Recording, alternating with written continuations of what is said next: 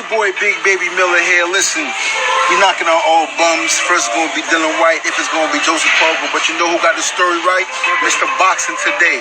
You check him out. He got all the latest news on the heavyweight division. And if you don't know me, you soon will, because I'm kicking everybody ass. Heavyweight boxing fans, what's the deal? First, let me give a shout out to my man Blue Blood Sports TV, my man BFTB Boxing, and my man Kurt Anderson, aka Kurt Sugar.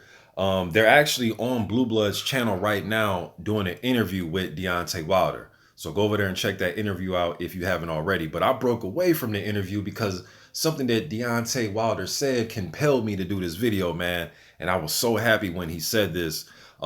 Pretty much Blue was asking Wilder, if the Tyson Fury third fight doesn't come about, pretty much what are Wilder's plans and what are some of the fighters that he would, look forward to fighting. And Wilder pretty much said that, if he doesn't fight Fury next, it will still be a top heavyweight type of fighter. It's not going to be some bottom dweller or some bottom of the barrel, Larry Lunchmeat, Oscar the obscure journeyman. You know what I'm saying? He said he would still fight a named solid opponent. And the first name that Wilder mentioned was Andy Ruiz, and I think that's a hell of a good fight. Now, Blue also brought up possibly fighting Dillian White.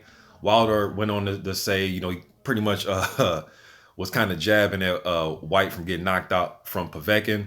But he did say, though, if it came down to it, and that's who he has to fight next, or if that's the fight they want to make, that he would fight Dillian White. Before I get to the Ruiz situation, I would say that Wilder and White is still a fight that I would still like to see. There's a lot of fights in this era, man, that I still want to see.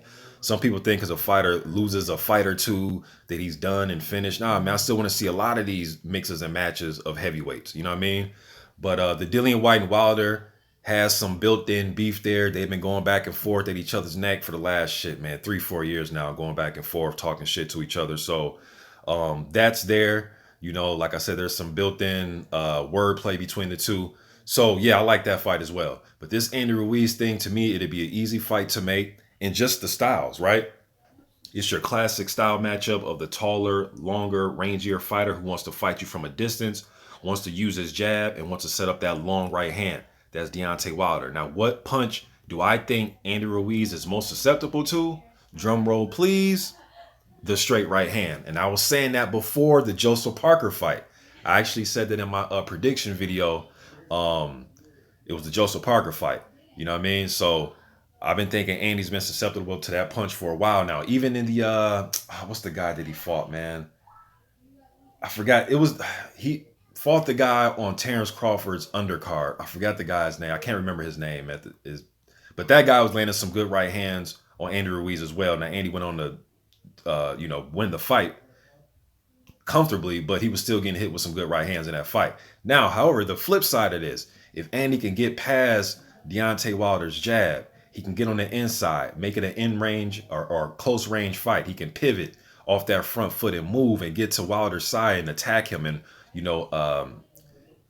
roll under shots and that type of thing. I think it'd be a long night for Deontay Wilder, especially if he gets the type of real estate that Johann Duhaupas was able to get against Wilder. And that's right on the inside, try to rough him up, get in his chest. Now, Tyson Fury was doing some roughhouse tactics in his fight with Wilder. And I think Andy would try to implement some of those same tactics. Now, he's not 6'9", right? But on the inside, use some elbows, grab, hold, clinch, things like that. And I'm pretty sure Andy would be the heavier of the two on fight night. Use his weight and use his shorter height to his advantage. And Andy knows how to do that. He's been fighting taller fighters his whole life.